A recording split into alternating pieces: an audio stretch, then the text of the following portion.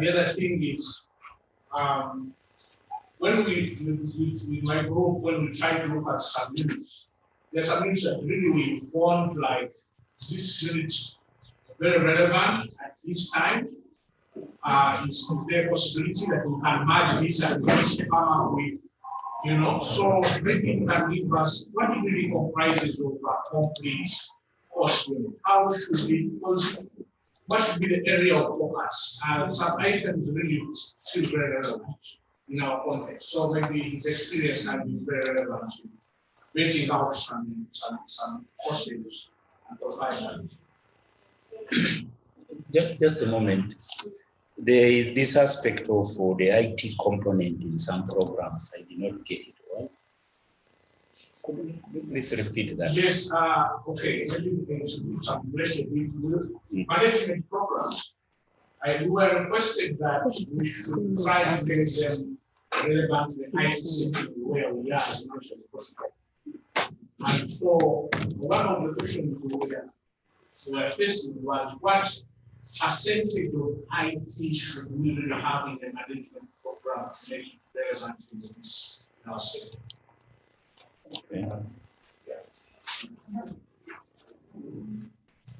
Okay, thank you very much for those expectations. And at the end of the day, we shall be able to have ideas about our expectations and therefore go with that confidence to undertake the curriculum review and and I think, as Mr. Yakan said, review and development existing will take a lot of time. And of course, we are basing on our experiences as teachers. I can actually see that the review process has already started, or it started sometime, because when you listen to Mr. Luara, it's already telling you that, how much ICT, how can we, align management programs to ICT? The ideas are already there, and so we have to move forward. And our experiences that we teach also tell us what should we really put in, what is relevant and what has ceased to be relevant, is ceased to be relevant. So all those experiences are going to inform the review and development process. I think without wasting much time, we can now, I now hand over to Dr. Knight. And as earlier on mentioned, I had said that let's be flexible and give him opportunity to deliver as per his plan. Can you choose to decide with the government or deliver? Because at the end of the day, I've spoken what we require. So, Dr. Knight, Thank you. Good morning, ladies and gentlemen, once again.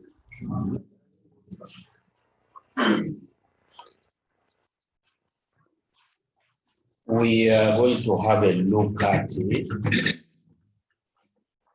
a curriculum. Allow me to talk while sitting. We are going to look at a curriculum review, curriculum development.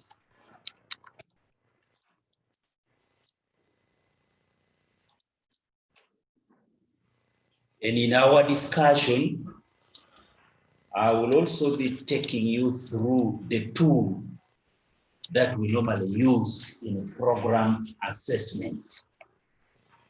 So I would like to begin by having a look at the curriculum development. Our workshop is divided up into two.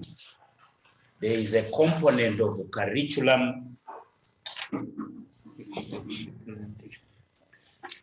Just a moment.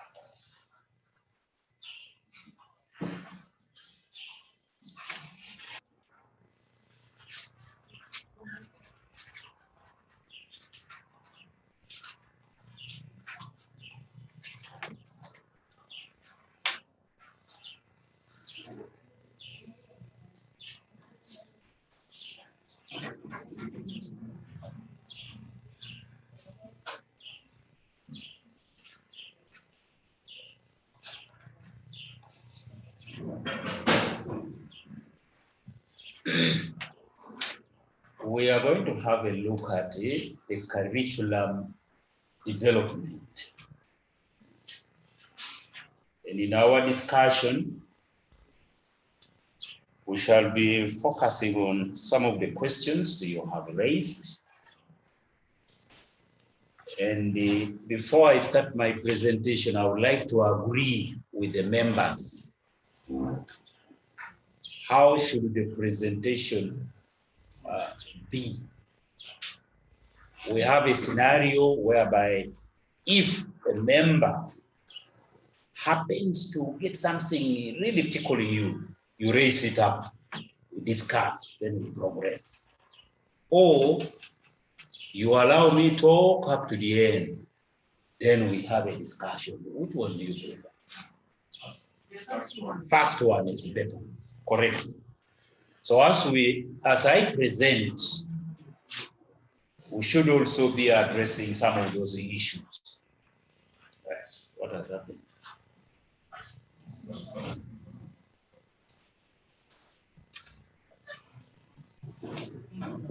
The projector.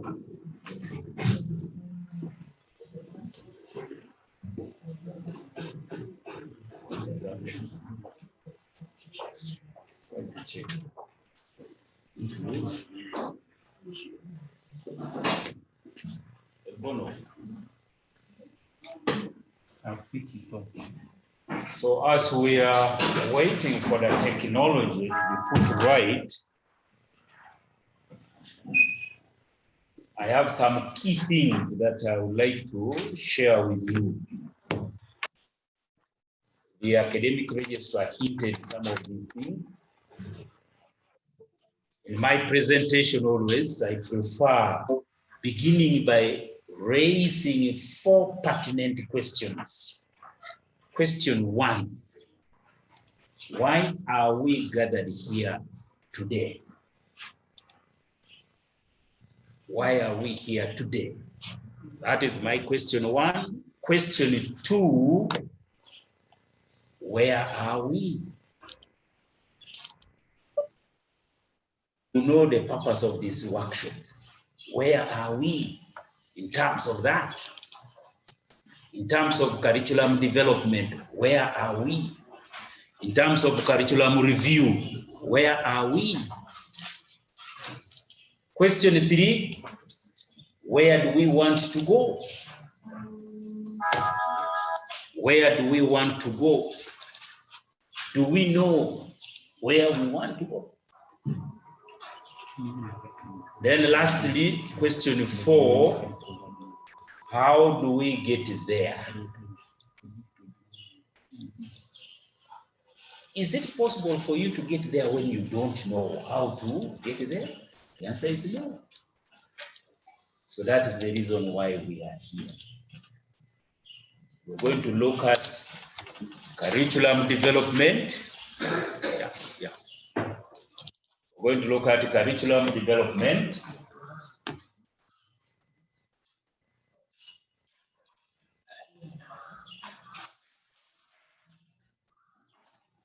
As we look at curriculum development,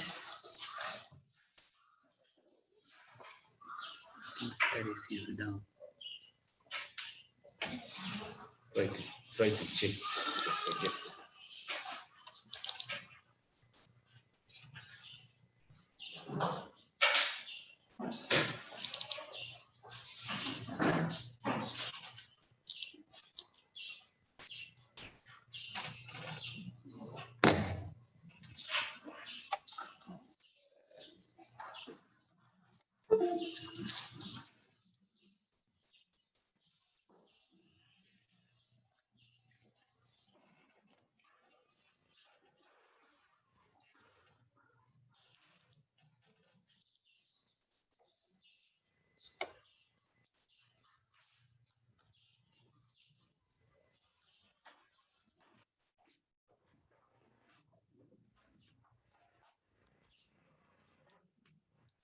I getting any project. Who is getting any projects?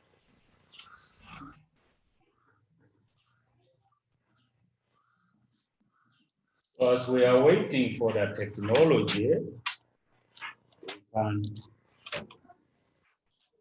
move on to the next part of my presentation.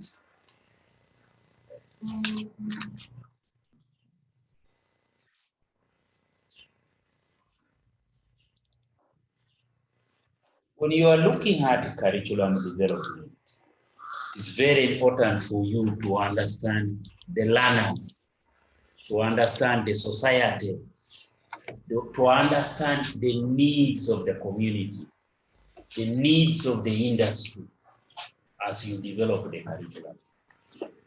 And having understood their needs, you now package it in a manner that can be easily understood. And that's why there is always a saying that anybody can learn anything at any stage, provided it is stated in terms they can understand. Provided it is stated in terms that we are understood.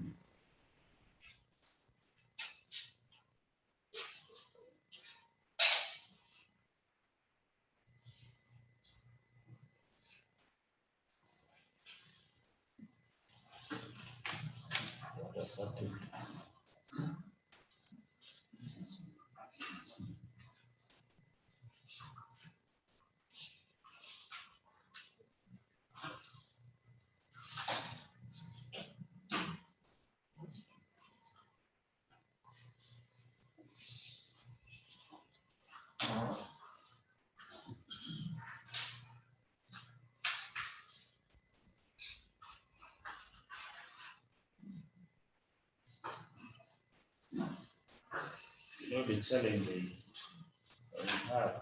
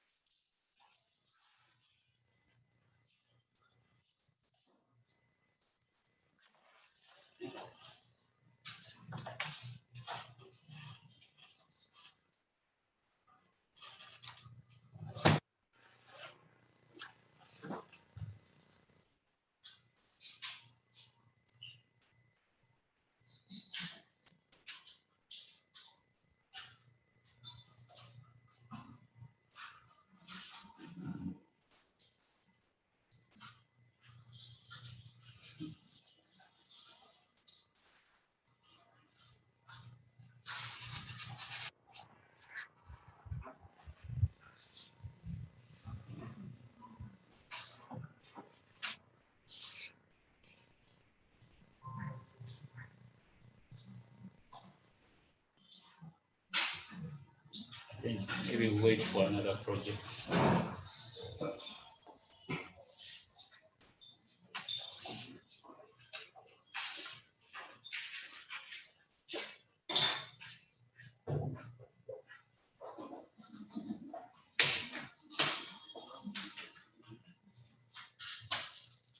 The following the expectations the members have raised. Development of a curriculum takes time, and it involves first you need to do a survey to identify the needs of the stakeholders. You also need to look at the national goals of the nation. You also have to look at what is happening within the region. That's why I always advise institutions to benchmark within the region, benchmark also within the institutions. You would visit the website of Inter-University Council for East Africa. It will provide you with the bare minimum that you need to have in order for you to pronounce that this curriculum is this and that. Having identified the needs of the society, then you can now proceed to package it together, the content. Okay, we can continue with our presentation. So that gives us the overview of the presentation, introduction, curriculum development, minimum requirements, curriculum review, process of program accreditation. The questions are there. Our learners and the society. Then we come to a curriculum. What is a curriculum? What is a curriculum? We define a curriculum as the total learning experiences of individuals. Those are the learners, not only in the school or not only in the classroom or a lecture room, but in the society as well, according to that book. That is a curriculum. With its importance in formal education, curriculum has become a dynamic process due to the changes that occur in our society. Like now, we are in the COVID-19 era. Do you expect the curricula to remain static? The answer is no. Each one, every institution is trying to modify their curricula to suit the prevailing situation.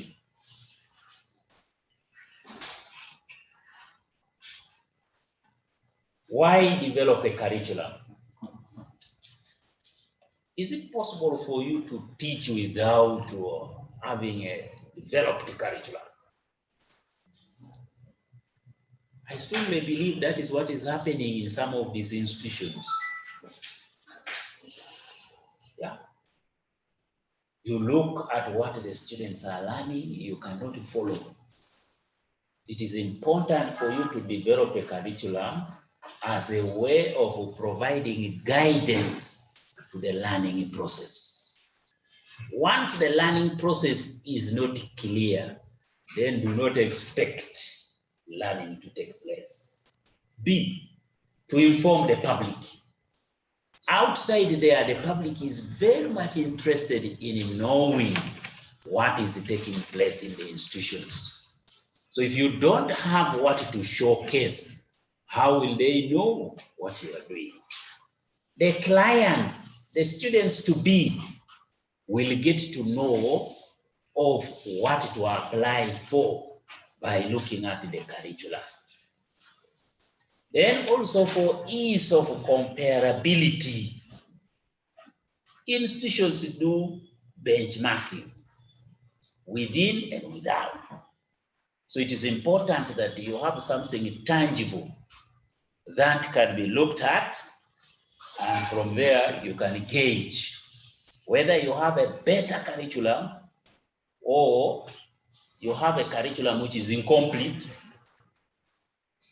So it is very important you have a curriculum. Curriculum development processes. Curriculum development takes a phaseal approach. You develop it in phases. First, it involves conception, coming up with the concepts. You have the idea. How are you going to operationalize this idea? How are you going to operationalize this idea? you need to do even a survey. You need to look at the market.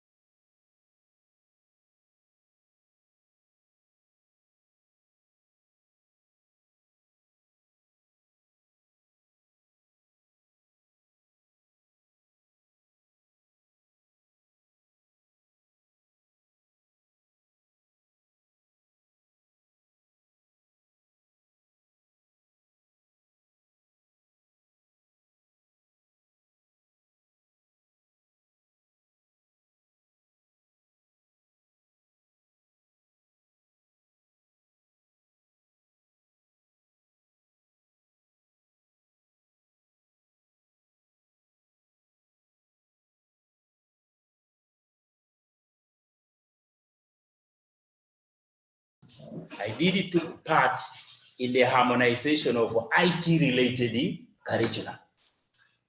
We could do a survey of institutions in Uganda teaching IT-related programs, computer science, information systems, IT, and so forth. We did the same with Rwanda, the same with